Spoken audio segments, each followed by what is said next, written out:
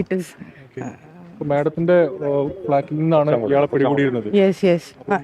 അത്രയും വൈകുന്നേരം തലേന്ന് വൈകുന്നേരം 3:30 വന്ന് പിറ്റേ ദിവസം പുലർച്ചെയാണ് പിടികൂടിയത്. അപ്പൊ അത്രയും സമയം അയാളെ സംരക്ഷിച്ചത് ഇല്ല, സംരക്ഷണ അല്ല. ഓൾമോസ്റ്റ് 5ഓളം കേസുകൾ അർജുൻ ആയെങ്കിൻ്റെ പേരിലുണ്ട്.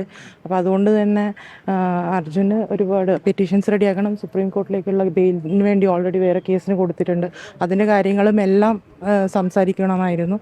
അപ്പം അർജുന് മെൻ്റലി സറണ്ടർ ആവാനുള്ള പ്രിപ്പറേഷനും കൂടിയായിരുന്നു ആ ഒരു ടൈം എന്ന് പറയുന്നത്. അതെ. പോലീസ് സ്ക്വാഡ് വരികയും ഒരു ഒബ്സ്ട്രക്ഷനും ഇല്ല. അവിടെ തന്നെ ഡോറ് തുറന്നു, അവർ അത് കൂട്ടിക്കൊണ്ടുപോയി. അത്രയും ഉണ്ടായിരുന്നു, റെഡിയായിരുന്നു. അതെ, അങ്ങോട്ട് വന്നത്. ഇല്ല, അതെല്ലാം വെറുതെ മേ ബി ഹീറോയിക് മൊമെന്റ്സ്. അല്ല, ഈ തളിപ്പറമ്പിൽ നിന്ന് വന്നത് കീഴടങ്ങാൻ വേണ്ടിയിട്ടാണ്. അതെ. അതിനാണ് നിങ്ങളുടെ ഫ്ലാറ്റിലേക്ക് വന്നത്. നിങ്ങൾക്ക് ഒന്ന് മനസ്സിലായോ, 2 കിലോമീറ്റേഴ്സിന്റെ ഉള്ളിലാണ് പോലീസ് സ്റ്റേഷൻ ഉള്ളത്. തളിപ്പറമ്പ് നിന്ന് കണ്ണൂരേക്ക് വരെ വന്നു. അതേപോലെ തന്നെ ആ ഫ്ലാറ്റിൽ CCTV ഉണ്ടെന്നുള്ള കാര്യം എനിക്കും അറിയാം, അതേപോലെ തന്നെ അർജുനും അറിയാം. അത് കൂടാതെ തൊട്ടടുത്ത് വീടുകളും എല്ലാം ഉള്ളതാണ്. അപ്പോൾ പിന്നെ അവിടെ ഒരു ഒളിപ്പിക്കലിന്റെ സാധ്യത വളരെ കുറവാണ്. അല്ല, അങ്ങനെ കീഴടങ്ങലാണെങ്കിൽ എന്തിനാണ് വീട്ടിലേക്ക് നേരെ സ്റ്റേഷനിലേക്ക് പോയത്? അതെന്റെ ഓഫീസ് കം റെസിഡൻസ് ആണ്.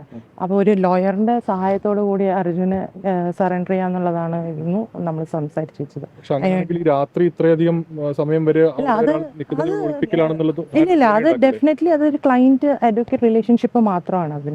അതിന് ബേസിക്കലി വേറെ ഒരു കാര്യങ്ങളും ഇല്ല. That's all. Thank you. Supreme കോടതിയിൽ പോകാനായിരുന്നു ഉദ്ദേശം. വേറെ കേസുകളിൽ ബെയിൽ മൂവ് ചെയ്യാനുണ്ടായിരുന്നു. Okay, thank U.